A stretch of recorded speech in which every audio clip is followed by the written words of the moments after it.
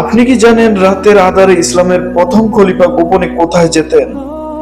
হযরত ওমর রাদিয়াল্লাহু তাআলা আনহু যখন পিছু নিলেন, তিনি যা দেখলেন তা শুনলে আপনি স্তব্ধ হয়ে যাবেন। মদিনার খলিফা হওয়ার পর হযরত আবু বকর রাদিয়াল্লাহু তাআলা আনহু প্রতি রাতে গোপনে শহরের শেষ প্রান্তে একটি ছোট কুঁড়ে ঘরে যেতেন। হযরত ওমর রাদিয়াল্লাহু তাআলা আনহু বিষয়টি লক্ষ্য করলেন এবং কৌতূহলী হয়ে ওনার পিছু নিলেন। হযরত ওমর রাদিয়াল্লাহু তাআলা আনহু ভাবলেন, খলিফা কেন এত রাতে এখানে আসেন? একদিন তিনি চুপিসারে সেই ঘরের দরজায় দাঁড়িয়ে থাকলেন। আবু বকর রাদিয়াল্লাহু তাআলা আনহু যখন বেরিয়ে যায়, তখন হযরত ওমর রাদিয়াল্লাহু তাআলা আনহু ভেতরে প্রবেশ করেন।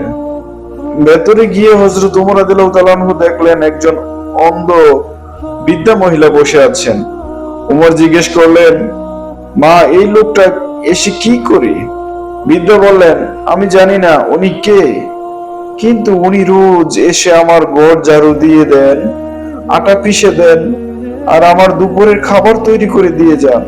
এটি শুনে হযরত ওমর রাদিয়াল্লাহু তাআলা আনহু কান্নায় ভেঙে পড়লেন এবং বললেন, হে আবু বকর, আপনি আমাদের জন্য এমন এক আদর্শ রেখে যাচ্ছেন যা ছোঁয়া আমাদের জন্য অসম্ভব। এই মহান নেতার আদর্শ কি আজ আমাদের মাঝে আছে? কমেন্ট করে আপনার মতামত জানান এবং আমাদের ফলো করুন।